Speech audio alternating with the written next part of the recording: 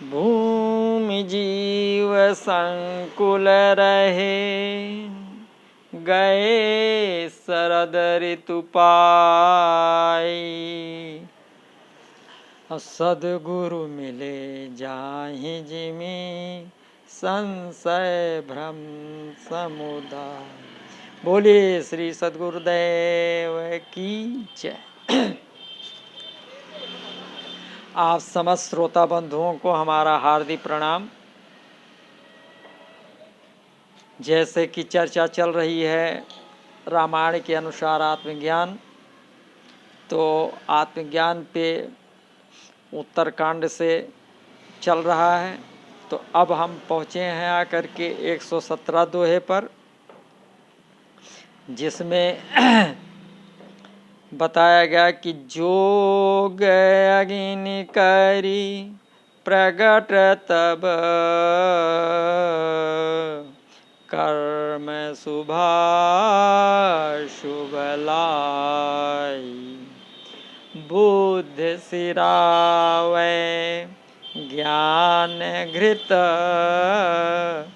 ममता मली जरी जाए। बोले श्री सद्गुरुदेव की जय।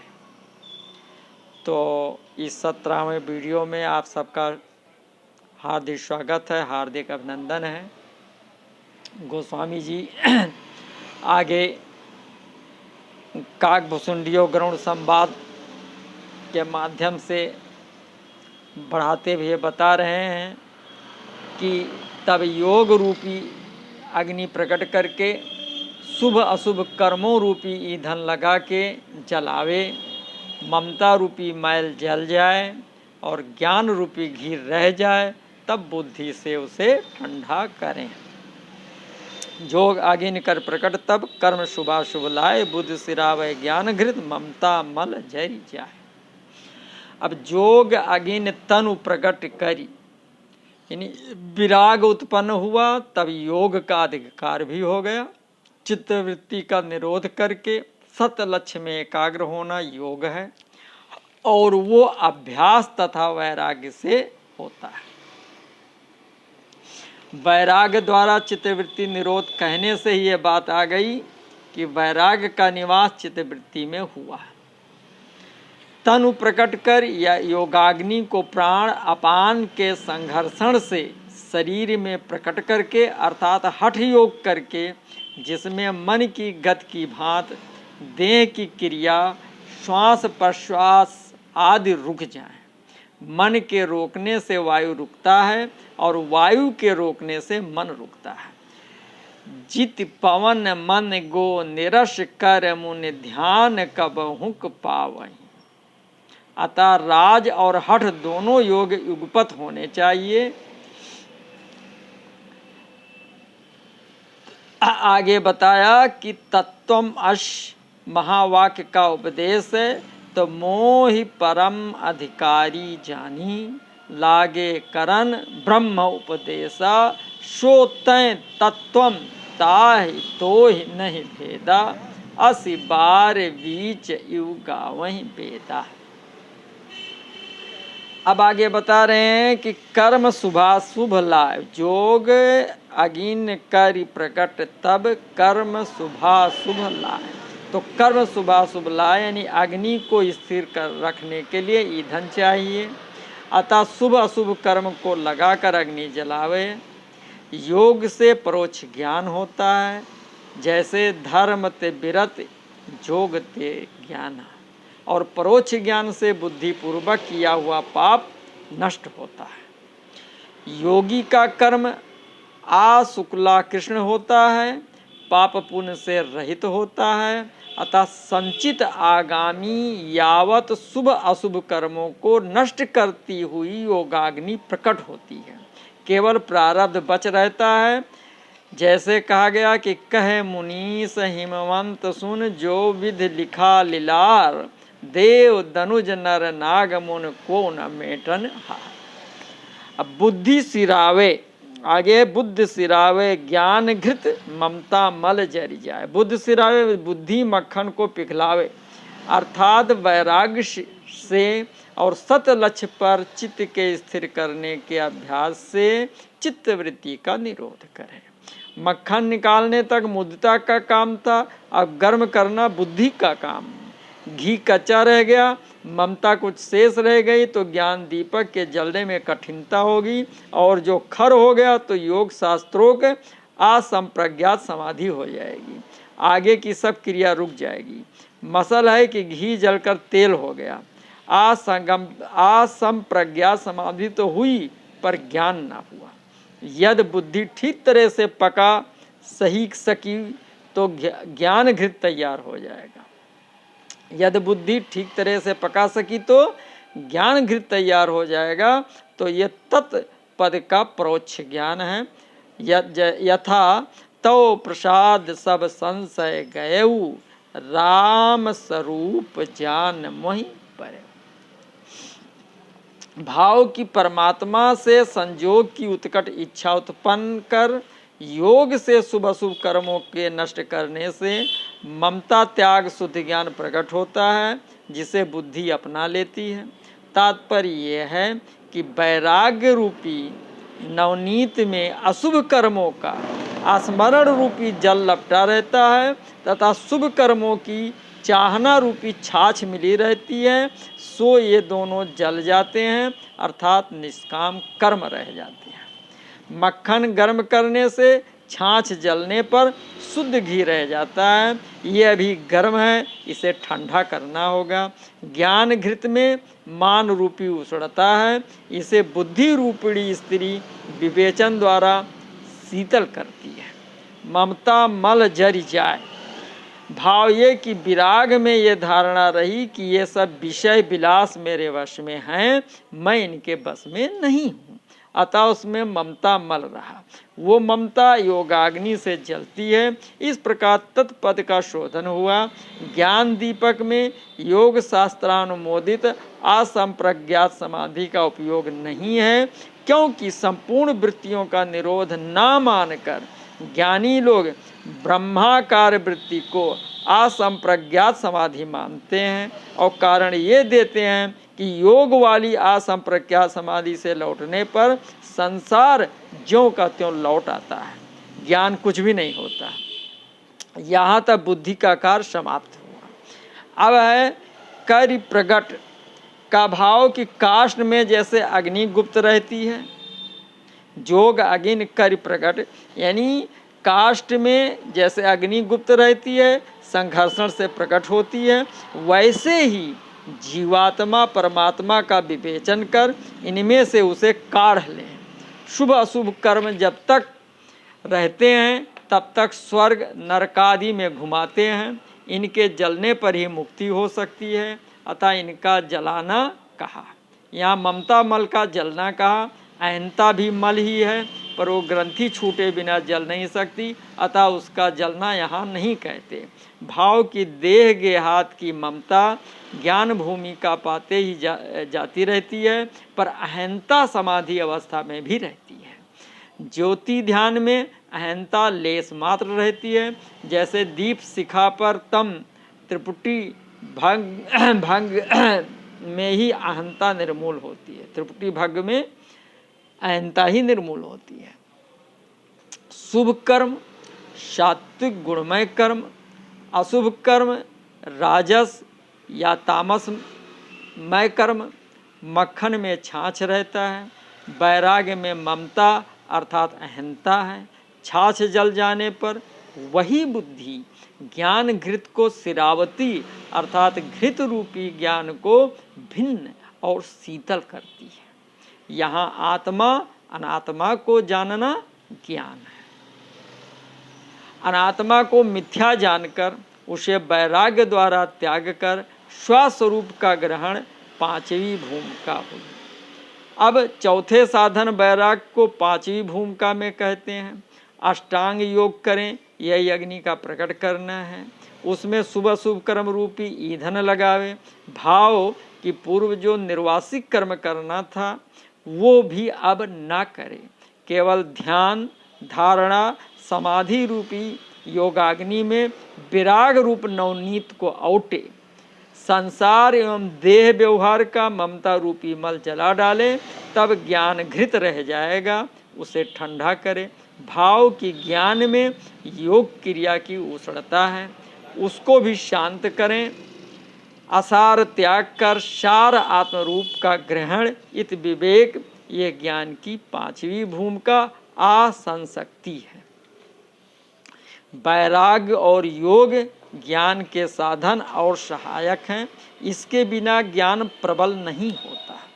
योगाग्नि में शुभ अशुभ कर्मों को जलाया, अर्थात ये चाहा तो बहुतेरे तन धरकर दुख सुख शीघ्र भोग लिए। तब बुद्धि रूपी सखी ने वैराग्य माखन की औटा कर, अर्थात वैराग्य का अभिमान त्याग दिया। ममता मल जल गया, अर्थात ये देह संयुक्त किसी पदार्थ में स्नेह ना रह गया। ज्ञान आत्मा की व्यापकता और जगत का मिथ्या जानना है।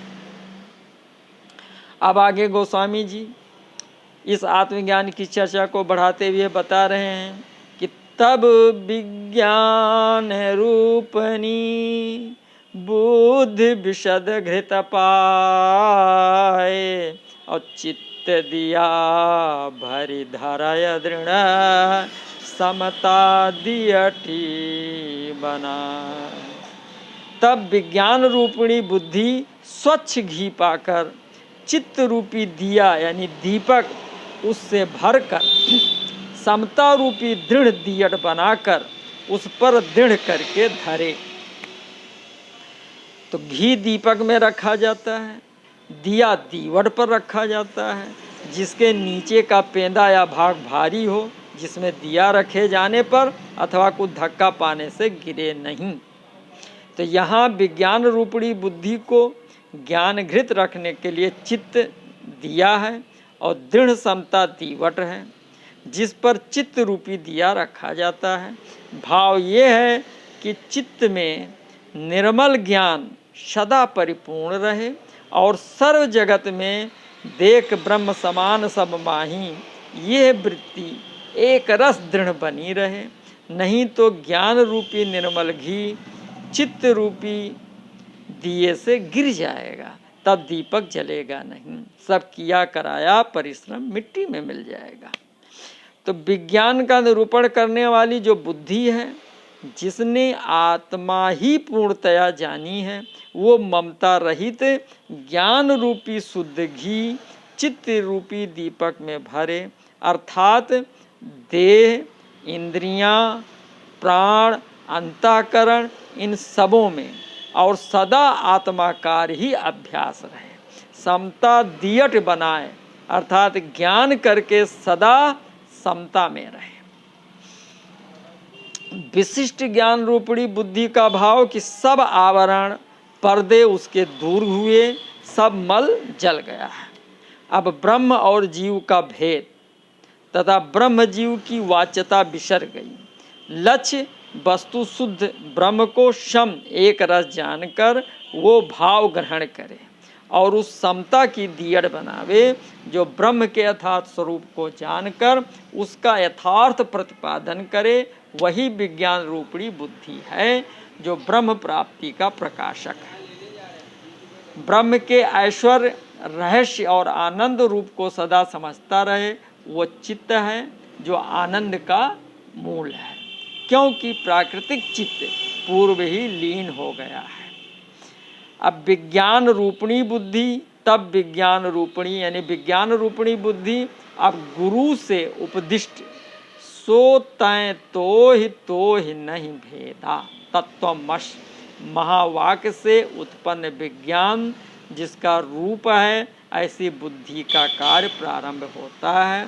अर्थात गुरु वेदांत वाक्य से जो ब्रह्म आत्म ऐक्य का अनुभव होता है, उसे विज्ञान रूपणी बुद्धि कहते हैं।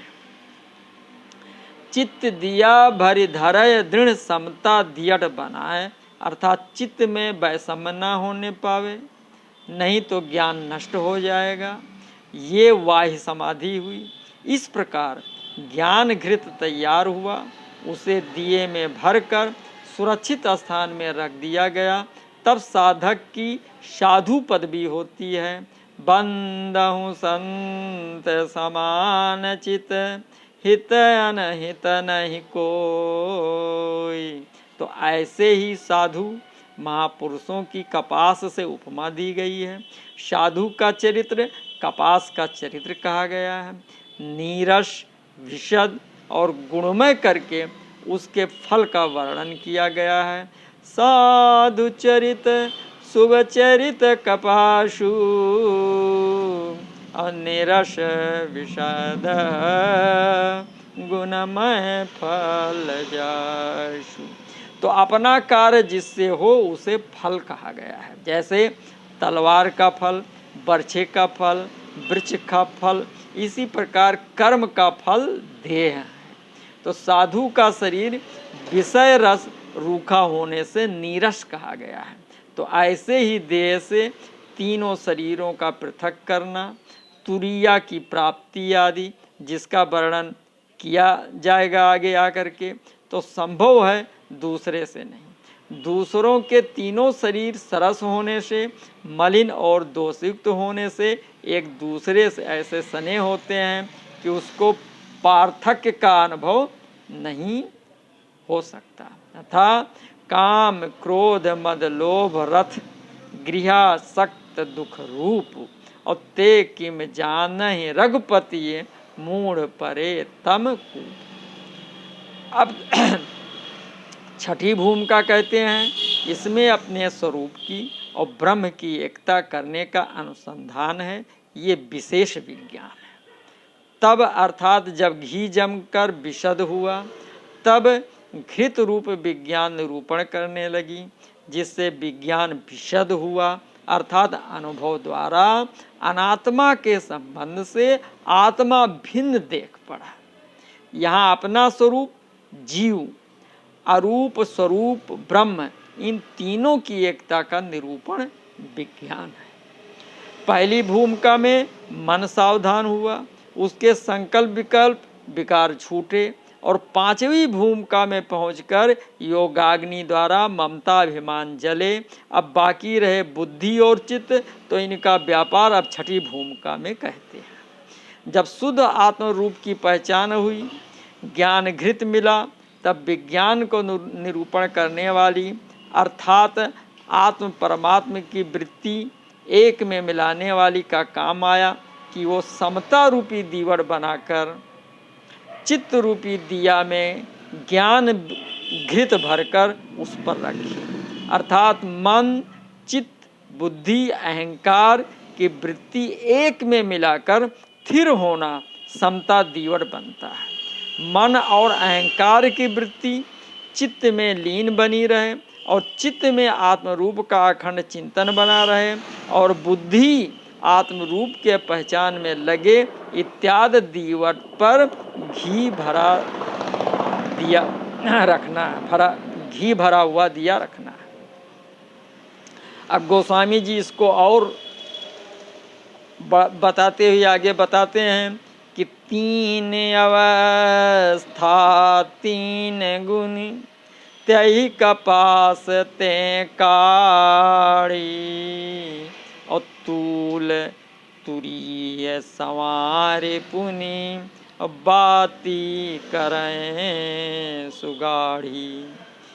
यानी कपास से तीनों, तीन क्या हैं? जागृत, स्वप्न और सुषुप्ति अवस्थाएं, और तीनों सत, रज और तम गुण, इनको निकाल कर तब तुरीय अवस्था रूपी रुई को संवार अर्थात धुन कर रुई का पहला और प्यूनी बनाकर सुंदर कड़ी बत्ती बना।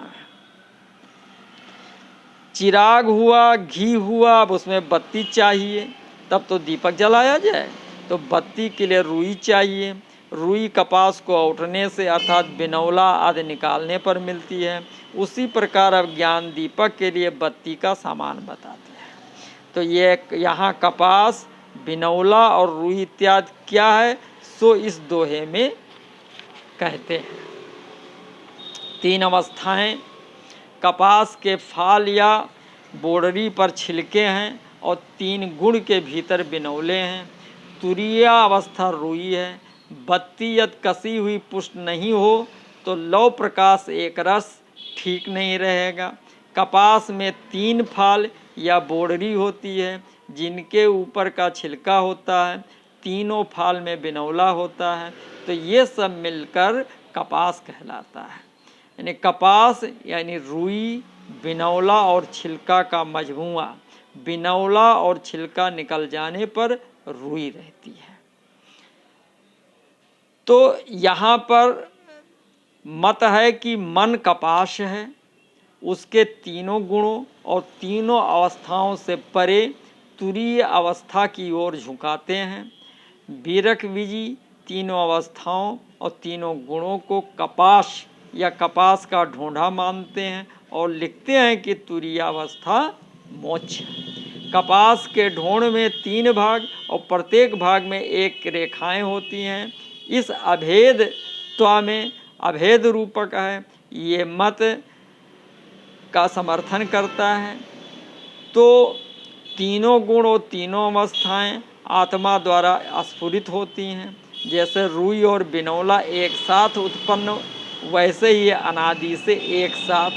जैसे रुई से बिनौला निकालते हैं, वैसे ही तीनों अवस्थाएं जो जीव के साथ हैं उनको निकाल डालें तो आत्मा अपने स्वरूप में स्थित होकर तीनों गुणों तीनों अवस्थाओं से रहित तुरीय अवस्था होवे। इससे जीव कपास हुआ, ऐसा यहाँ पर मालूम पड़ता है।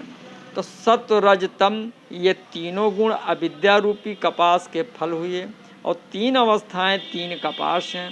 जो उस कपास फल से निकले, इस कपास में से तुरीया रूपी स्वच्छ रुई निकालकर बत्ती बनावे, अर्थात जागृत के अंत और सुसुप्ति के आदि में जो निर्विकल्प संग तुरीया स्वरूप है, उसमें वृत्ति का वही रावण ये बत्ती हुई। बुद्धि बत्ती बारना चाहती है। यहाँ 3 गुण और 3 अवस्था ही कपास हैं और उसमें तुरीयावस्था रुई है। तो तीनों अवस्थाएं और तीनों गुण बिनौला हैं। बाती करें सुगाड़ अर्थात दृढ़ करके बनावें, जिससे दीपक की ज्योति रूप वृत्ति शुद्ध जले अर्थात लगे। तो ते ही कपास ते, कपास की उपमा देह से दी गई है। जिस प्रकार कपास में 3 कोष खाने होते हैं, उसी प्रकार देह में 3 शरीर होते हैं, स्थूल, सूक्ष्म और कारण। 5 भौतिक देह को स्थूल शरीर कहते हैं। 5 ज्ञानेंद्रिय स्रोत, चक्षु, त्वक, जिह्वा, घ्राण तथा 5 कर्मेंद्रिय वाक, पाणी, पाद, पायु और उपस्थ तथा 5 प्राण, प्राण, अपान, समान, उदान और व्यान